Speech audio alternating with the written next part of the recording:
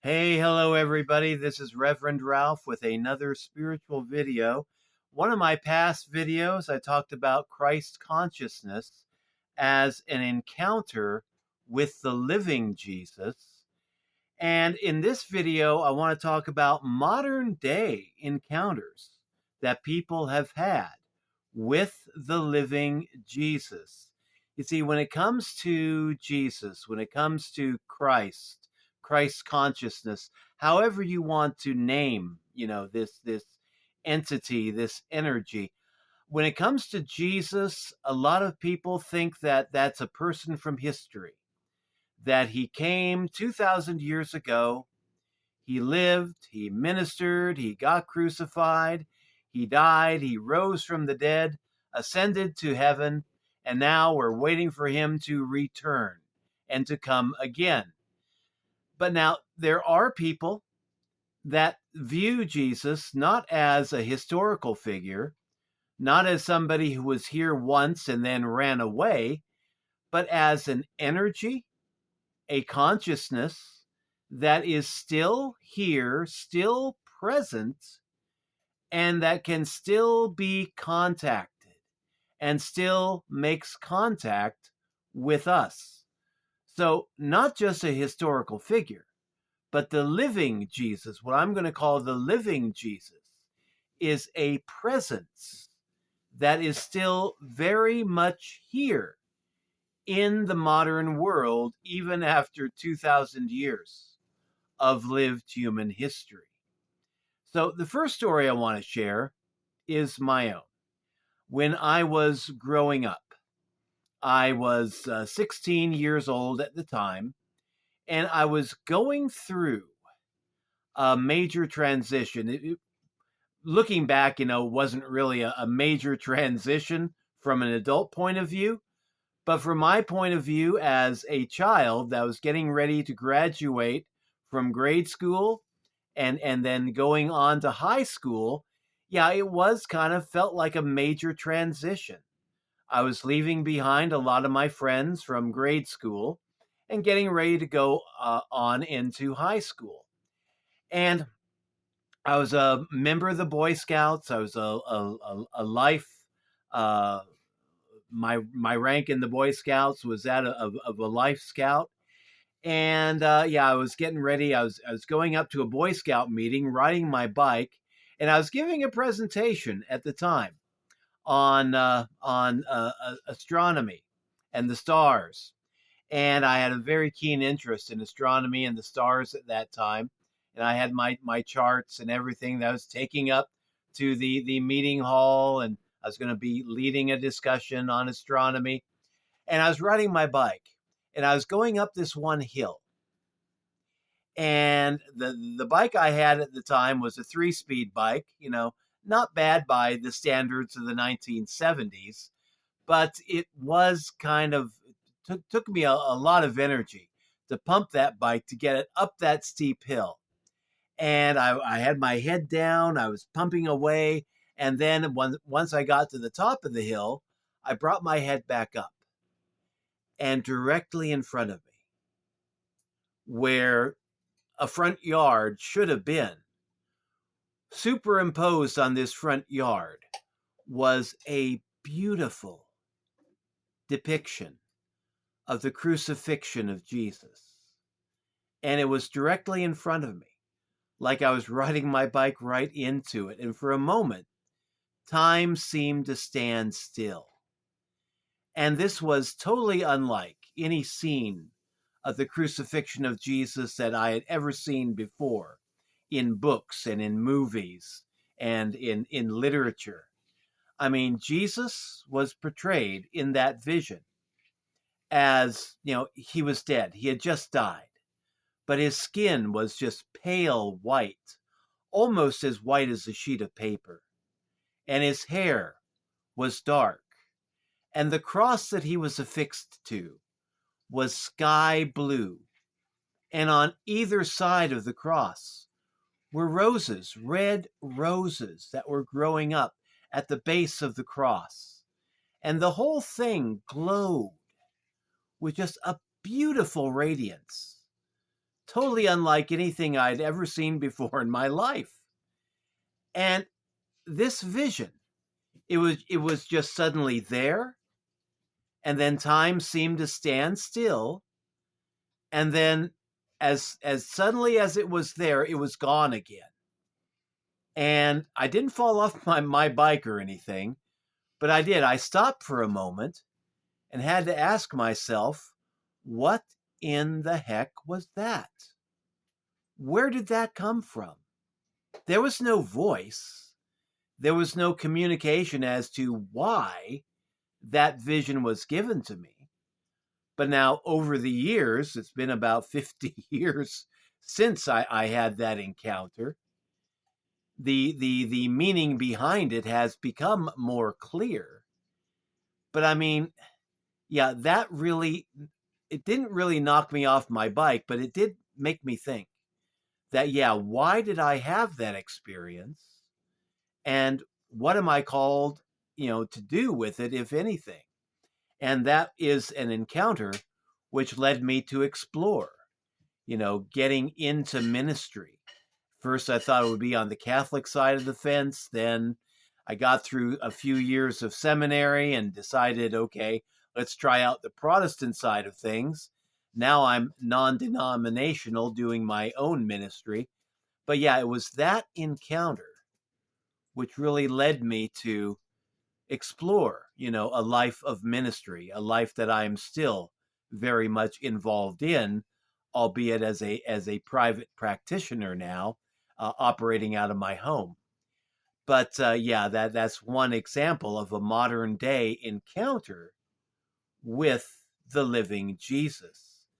Now, the next one is a one that was shared with me and with our entire congregation, actually. Back again, this was about 40 years ago.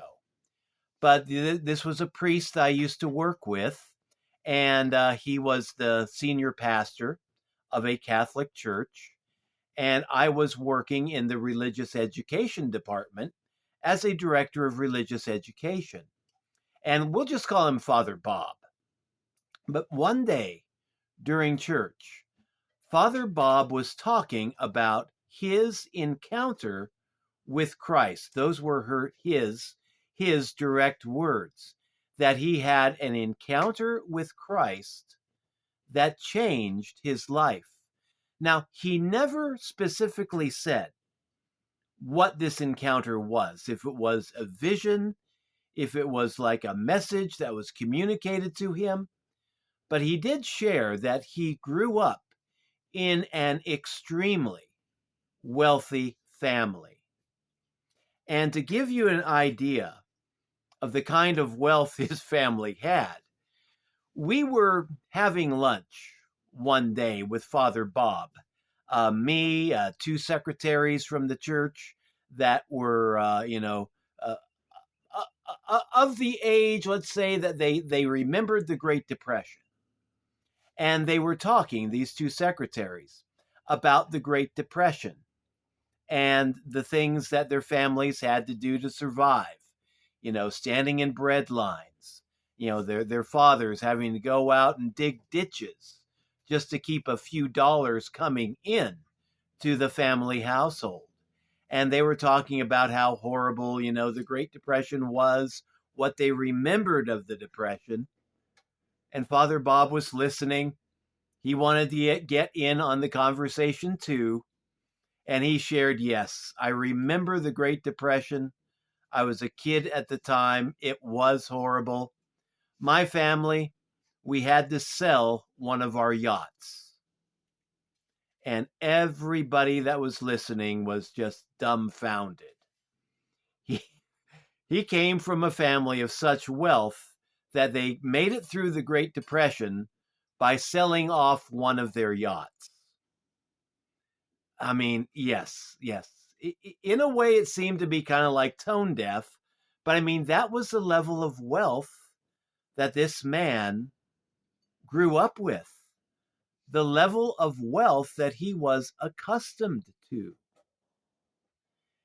And he shared in his sermon, I think it was around Easter Sunday, Not exactly, it was shortly before Easter Sunday. But he was sharing about his encounter with Christ as a young man that convinced him he had to leave this life of wealth and privilege aside, and he had to dedicate the rest of his life to serving as a Roman Catholic priest.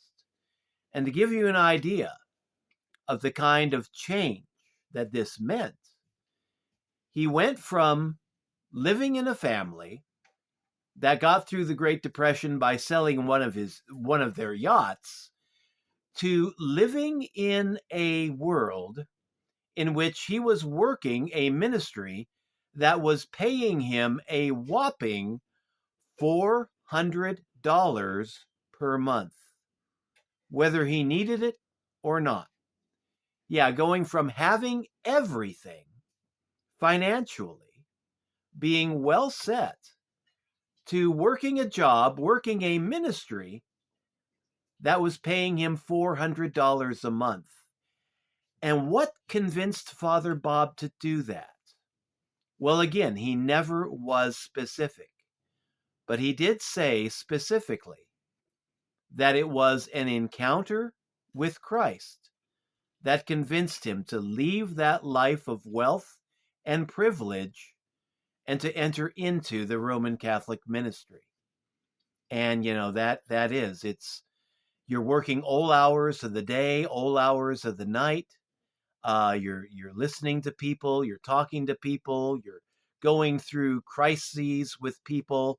You're with people during the good times, you're with people during the bad times, and you're doing this all for $400 a month. At least that was the going rate back when I was in seminary, and the going rate back when Father Bob was telling this story. And so to leave behind that life of privilege for a life of service in ministry that would be giving the monetary benefit of only $400 a month, it was quite an encounter that effected that kind of change in the mind of that priest.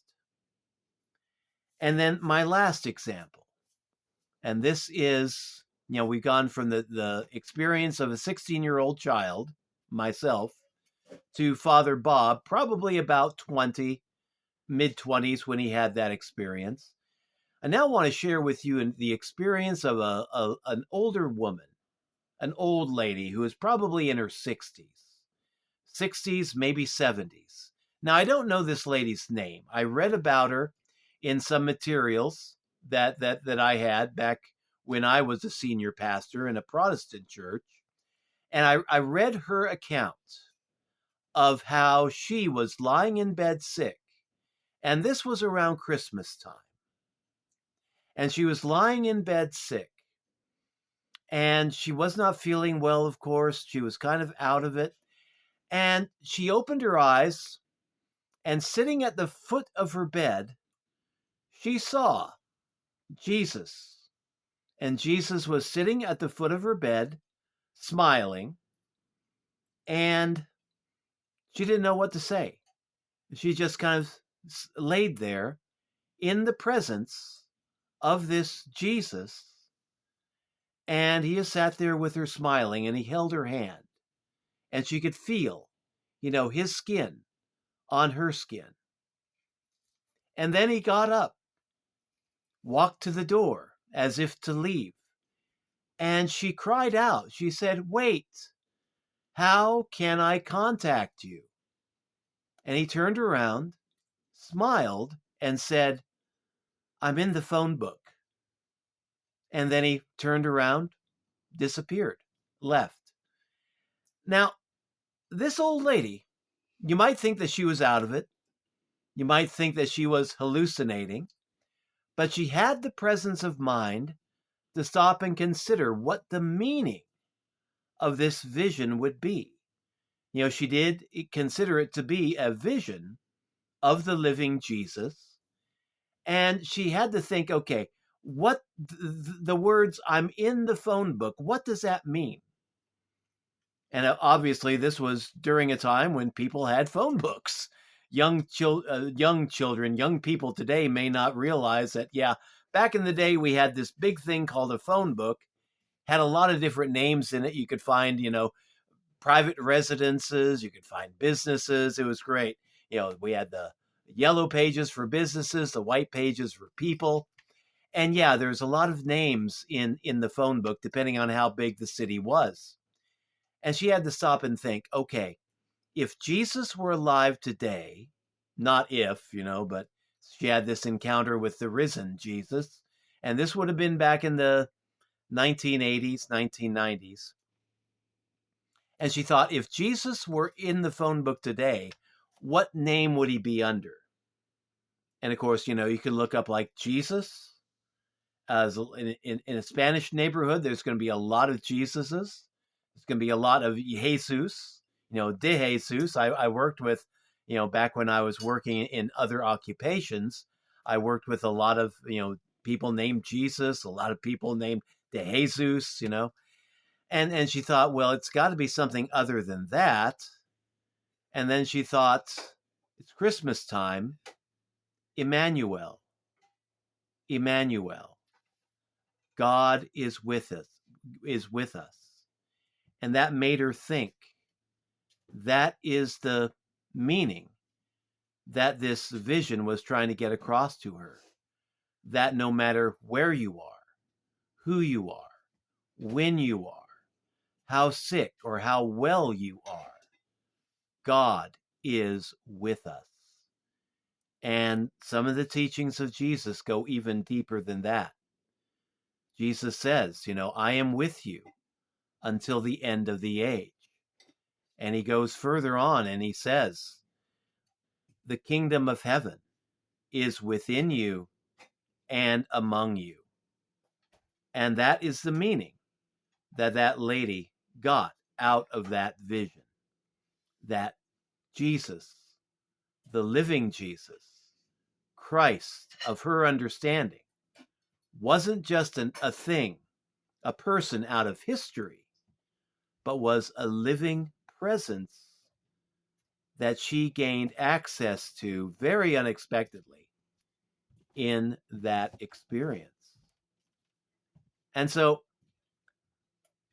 I realize a lot of people watching this, if you have not had your own encounter with Christ, your own experience of the living Jesus, you may think this is kind of crazy.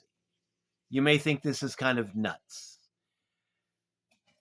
You may think that you're listening to the memories of a delusional 16-year-old kid, maybe another delusional 20-year-old guy, and definitely a senile 60 or 70-year-old lady who imagined that Jesus sat on her sickbed holding her hand.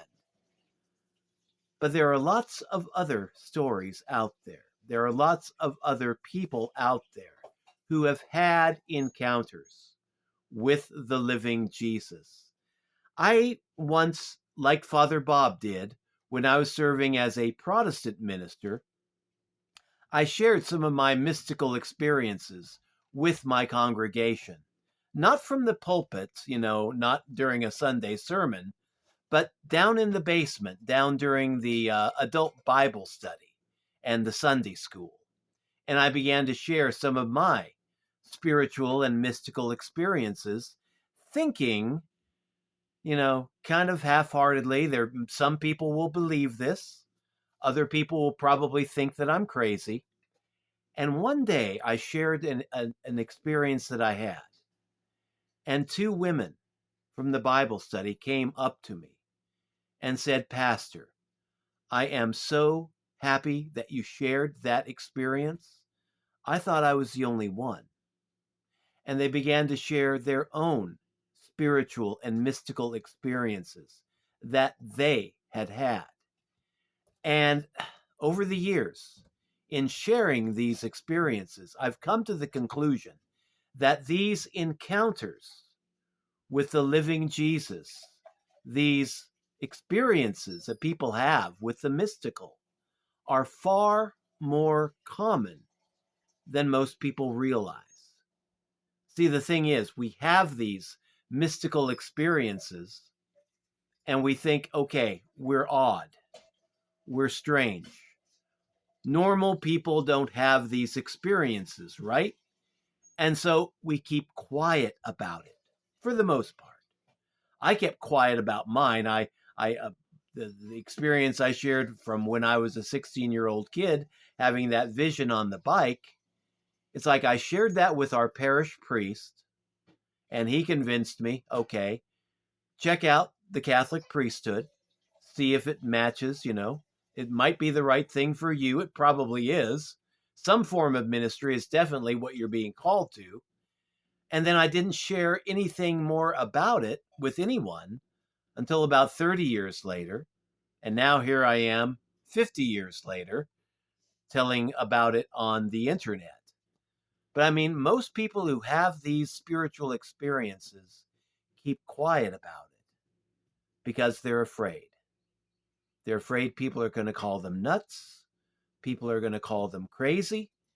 And they assume that normal people just don't have these experiences. And so a lot of people just keep quiet.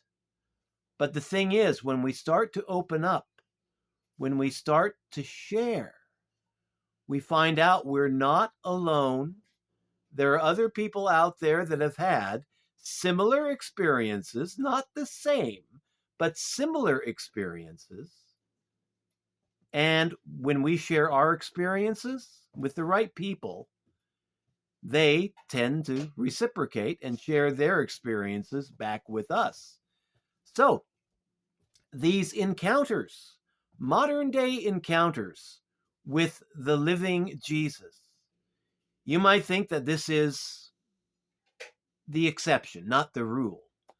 I'm beginning to think that this is more of the rule rather than the exception. And that, yeah, we do have the ability to contact, to live in harmony with this, I call it Christ consciousness. You can call it anything that you want, but we can have these encounters with the God of our understanding and commune with this divine presence on a more intimate level than most people realize is possible.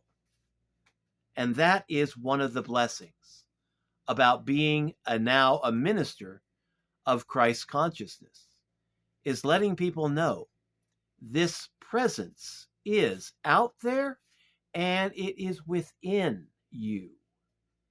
And through prayer and meditation, it can be accessed. As Jesus said, seek and you will find, ask and you shall receive, knock and the door shall be opened for you. Most people just don't realize that the door of the heart, is there, and that the Christ consciousness, the divine presence, the living Jesus, can be accessed from within. But it is possible. And once you realize that it is possible, and you become willing to take the steps necessary to attune yourself or open yourself to this divine energy, then yes, all manners of mystical experience are possible. And the greatest thing that I have found from the somewhat limited realization of Christ consciousness that I have been able to attain over the past many years is that you gain from it a serenity, a peace that passes all understandings, a knowing, a deep inner gnosis that this life is not the only life and that death is not the end. Death is just a transition. Life continues. And that's the other thing. One of the many, many mystical experiences that my wife and I have had, serving together in a Protestant church for so many years, is that the church that we served, it was an old congregation. It still is an old congregation. But the average age of the average member of the church was like 70 something. And I didn't realize it when I took that call to ministry and accepted, that position as senior pastor. But I soon became aware I was going to have to get good at doing funerals. Before I was even officially installed as the minister of that church, I was working there part-time as a fill-in minister, and then I got called to be the full-time pastor. And before I was even installed as the official full-time senior pastor, the phone rang and I had a funeral to do. I didn't get to do many weddings, but man, I got good at doing funerals. I got very good at burying friends that I had made in that church. And I learned from personal experience that sometimes people die and they stay dead. Other times people die and they come back and they start talking to you. Yes, I said talking to you. I had one lady. She was a dear friend. And she died. And this was before I was installed as the pastor. This was even before I was commissioned to be the fill-in pastor, the temporary pastor. This was while we still had another full-time pastor at that church. And we had this one lady. I mean, she was kind of very, she never had children of her own. And she adopted me as her adopted son, more or less, her spiritual son. And she encouraged me to, get active in the church, to pursue, a career as a minister within that church. And I went through a 2 or 3 week period of just not going to church. I had other things coming up. I had other things to do. I was too tired. And this one Saturday night, I had this dream with this lady. And she appeared to me in this dream. And she told me not mincing any words. And she used rather strong language with me, which was kind of within her character, but kind of out of character too. But she said, Ralph, you need to get your butt back to church. That place needs you. And you need that church. And you need to get your butt back over there. Stop playing hooky and get there this Sunday. And I didn't know what to make of that dream. And so I thought, okay, I would go to church. The next morning was Sunday morning. I would go to the church. I would see this lady there at church. And I would tell her about the dream that I had. And we'd both get a good laugh out of it. That's what I thought. Well, I got to church that Sunday morning. And I asked, okay, where is Willa? And the pastor looked at me and he said, you hadn't heard. We lost Willa Friday afternoon. She was driving her car. She was parking, and the front bumper of her car, it was a low-speed impact, but the front bumper of her car hit a retaining wall, and it triggered the airbag, and the airbag came forth, struck her right in the chest, induced a heart attack, and she died. They never were able to bring her back. But she died on a Friday. Saturday night, she appeared to me in a dream. That told me, under no possible way to misinterpret this, death is not the end. That life is eternal, and that life carries on. And that love of that lady carried on. And the love that we share with our loved ones, both living and deceased, it's still there. It is still accessible. And that it's all because Death is the illusion. Life is the rule. And when we're talking about the living Jesus, the living Christ, the living God, the energy behind creation, and the energy that holds creation together, that energy is definitely still here, still very much alive, and we are able to have communion with that energy. So, yeah, definitely a lot of spiritual experiences out there.